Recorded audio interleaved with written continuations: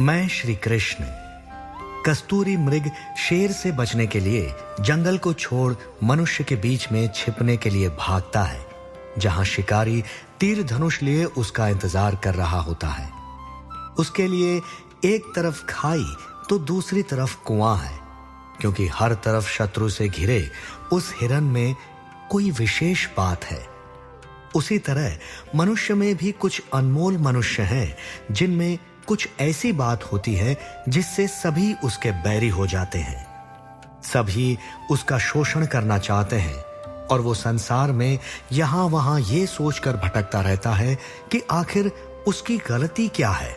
जैसे मेरा भाई एकलव्य द्वारका में अपनी हार से अपमानित और पांडवों के शोषण से दुखी होकर समंदर को चीरते हुए द्वारका से भाग रहा था। उसका मन कुछ और सोचने को तैयार ही नहीं था। उसके निर्मल मन में वो जंगल, वो नदियां, वो पशु पक्षी बादलों की तरह उमड़ रहे थे, जिसकी गोद में खेल कूद कर वो बड़ा हुआ था। उसे बस अपने घर पहुंचना था, अपनी मां हिरण्यकश्यप के आंचल से लिपटकर रोना था। लेकिन उसे कहां पता था कि संसार में पग पग पर कांटे बिछे हैं, धोखे और शोषण का द्वार खड़ा है। और तभी जैसे ही वो समुद्र के तट पर पहुंचने वाला था, एक आवाज गूंज उठी, तुम ऐसा कैसे कर सकते हो? कौन हो तुम? एकलव्य ने पलटकर आती हुई आवाज की तरफ देखा। समंदर के पानी में कमर तक भीगी हुई 12 साल की एक लड़की, लाल साड़ी में लिपटी हुई, काले घुंघराले बाल, कानों में चमकता कुंडल और आंखों में एक अजीब आकर्षण लिए उसे चौंक कर देख रही थी। उस लड़की ने पूछा, क्या तुम समुद्र देवता हो? एकलव्य ने कहा, मैं देवता नहीं, एकलव्य हूं। लड़की ने कहा, तो फिर तुम्हारे पांव लगने से समंदर का पानी 2 हिस्सों में क्यों बट रहा है और ये मछलियां पानी से निकलकर खुद बाहर क्यों आ रही हैं? एकलव्य ने पलटकर देखा और जहां तक वो देख सकता था, समंदर का पानी 2 हिस्सों में बटा हुआ था और मछलियां पानी के बिना रेत के ऊपर तड़प तड़प कर मर रही थी। एकलव्य ने शांत स्वर में कहा, मुझे नहीं पता यह कैसे हो रहा है, ऐसा पहले कभी नहीं हुआ, लेकिन यहां समंदर में पांव रखते ही, ये कहते ही वो अचानक रुक गया। वो लड़की खुशी से पागल होकर मछलियों को अपनी टोकरी में भरने लगी। उसने एकलव्य से कहा, मेरा नाम गंगनी है, तुम कौन हो, कहां से आए हो और कहां जा रहे हो? एकलव्य ने कहा, एकलव्य नाम है मेरा और मुझे काली गंगा नदी के तट पर जाना है। क्या तुम्हें पता है काली गंगा नदी के तट का रास्ता कहां से जाता है? गंगनी ने जवाब दिया, मुझे नहीं पता, पर मेरे पिता को पता होगा। तुम चलो मेरे साथ, वो तुम्हें जरूर बताएंगे। कुछ पल बाद गंगनी के पिता परावर एकलव्य के सामने हाथ जोड़कर खड़े थे। उन्होंने एकलव्य से कहा, आप देवता तो नहीं, मगर देवता के दिए हुए वरदान है आप में। ये महंगी मछलियां समंदर की अनंत गहराई में रहती हैं। हम जैसे मंझे हुए मछुआरे भी इसे नहीं पकड़ पाते हैं, लेकिन ये मछलियां आपके पांव पर गिर रही हैं। हम तो गरीब मछुआरे हैं, हमें नहीं पता आप जैसे दिव्य बालक का स्वागत कैसे करें। बेचैन एकलव्य रूठते हुए कहता है, मुझे आपके स्वागत की आवश्यकता नहीं है, आप मुझे बस काली गंगा नदी के तट का रास्ता बता दें। परावर ने कहा, काली नदी के तट का रास्ता हमें नहीं पता है। ये सुनते ही एकलव्य का चेहरा मुरझा जाता है, पर तभी परावर कहता है, पर पता कर लेंगे। अगर आपका घर नदी के तट पर है तो हर नदी समंदर में ही आकर मिलती है। समंदर के किनारे रहने वाले किसी मछुआरे को जरूर पता होगा, हम उनसे पूछकर आपको आपके घर तक जरूर पहुंचाएंगे। ये कहकर परावर ने गंगनी की तरफ देखा और मछली की टोकरी उठाते हुए बोला, तब तक आप मेरी कुटिया में रहकर मेरा मान सम्मान बढ़ाइए। आपके रहने का उचित प्रबंध यह गरीब मछुआरा जरूर करेगा। परावर के चेहरे पर सच्चाई को देखकर एकलव्य ने उसकी कुटिया में रहने का फैसला लिया। आखिर काली नदी के तट का रास्ता जानने के लिए एकलव्य को उसकी जरूरत थी, पर एकलव्य कहां जानता था, परावर की मीठी बोली उसे एक गहरे अंधकार की तरफ धकेल रही थी। और यूं ही दिन बीतते गए। एकलव्य मछुआरों के संग रहते रहते उन्हीं की तरह दिखने भी लगा था और उनकी दिनचर्या एकलव्य की दिनचर्या हो गई थी। वो सुबह सुबह उठता, मछुआरों के संग समंदर के किनारे जाता और अब मछुआरों को जाल फेंकने की भी जरूरत नहीं थी। वो प्यार से एकलव्य की तरफ देखते और एकलव्य अपना पांव समंदर में रख देता था। पानी 2 हिस्सों में बंट जाता था और खुश होकर मछुआरे मछली उठाकर अपने जाल में रखने लगते थे। मछुआरों की खुशी देखकर वो दंग रह जाता था। एकलव्य वहीं बैठकर यह सोचता रहता था कि ऐसा क्यों हुआ उसके साथ। पहले उसका अंगूठा काट लिया, फिर पांडवों ने द्वारका में उसका अपमान किया। उसको हराने के पीछे राजवंशियों की सुनियोजित साजिश थी। वो भी तो भील का राजकुमार था और अब मछली पकड़ रहा है। ये सारे अन्याय उसी के साथ क्यों हुए? फिर अपनी सोच को खुद काट कर कहता था, शायद ये उसकी नियति है और इससे बेहतर उसके लिए और कुछ नहीं हो सकता।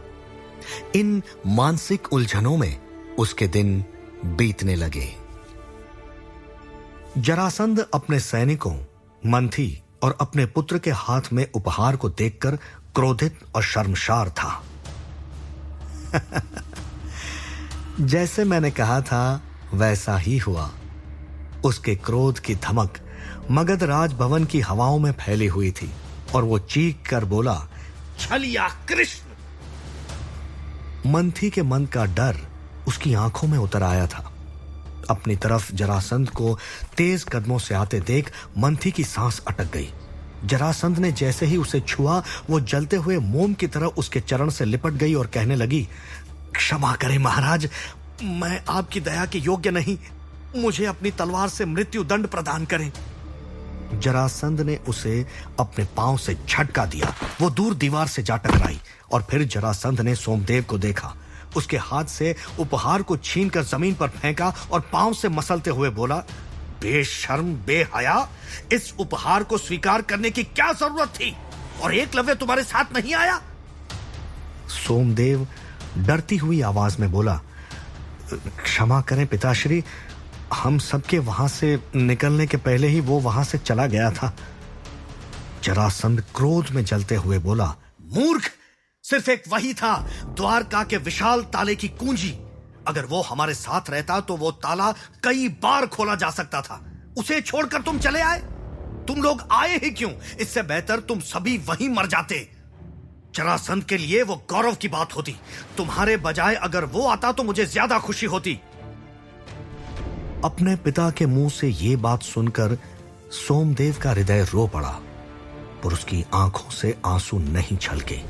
जरासंध अपने सेनापति की तरफ देखते हुए बोला, धरती हो या पाताल, समुद्र का किनारा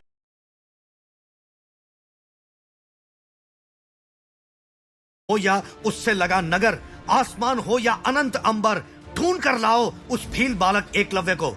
और याद रहे, अगर एकलव्य मुझे नहीं मिला तो तुम सब भी अपने परिवार से नहीं मिल पाओगे।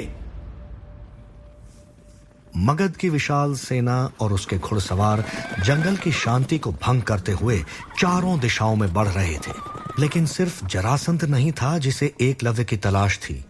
सेना का एक और दल हवाओं से तेज भागते हुए हिरण्यादाणु के महल के पास आकर रुका। हिरण्यादाणु ने दल के सेनापति से बात की और बेचैन होकर महल की तरफ भागा और थर्राती हुई आवाज में बोला, सेना ने पूरा जंगल ढूंढ लिया, एकलव्य का कहीं पता नहीं चल रहा है निषाद रानी। ये सुनते ही निषाद रानी हिरण्यकशु जमीन पर गिर पड़ी और कांपते हुए स्वर में बोली, आप तो कहते थे जरासंध आपके परम मित्र हैं, हमारे पुत्र का ख्याल रख रहे हैं, तो कहां है मेरा एकलव्य? हिरण्यादाणु ने समझाते हुए कहा, महाराज जरासंध के दूत ने हमें किया था कि वो बिना बताए महल से कहीं दूर चला गया। जब तक उनके साथ था सिर्फ जंगल की बात करता था। आखिर लड़का तो वो जंगल का ही है, वापस जरूर आएगा, तुम चिंता मत करो। पर मां के मन में आशंका के बादल मंडरा रहे थे और विचलित होकर बोली, और अगर नहीं आया तो? हिरण्यकशु की चिंता गलत नहीं थी। उसका पुत्र एकलव्य द्वारका से दूर समंदर के पश्चिमी तट पर नाव में गंगनी के साथ बैठा हुआ था। वो अपनी माँ और उस जंगल को याद कर रहा था जहां वो जल्द से जल्द पहुंचना चाहता था। लेकिन तभी नाव के नीचे झूलता हुआ उसका पांव पानी से टकराया और अगले ही पल पानी दो हिस्सों में बंट गया और एक भीषण आवाज के साथ नाव समुद्र के तल से टकराई। गंगनी उस आवाज से डर गई, पर अगले ही क्षण उसकी खुशी का ठिकाना नहीं रहा और वो नाव से कूदी और मछलियां अपनी साड़ी में रखने लगी। खुशी से चिल्लाते हुए उसने एकलव्य से कहा, इतनी महंगी मछलियां पहले कभी नहीं मिली, पिताजी देखकर बहुत खुश हो जाएंगे। एकलव्य ने जवाब दिया, भर लो अपनी झोली इन मछलियों से, क्योंकि मैं बहुत जल्दी यहां से निकलने वाला हूं। मुझे घर जाना है, अपनी मां के पास। यह सुनकर गंगनी के चेहरे पर शिकन उभर आई, लेकिन तभी उन्होंने एक डरावनी आवाज सुनी, जैसे कोई डर से भाग रहा हो।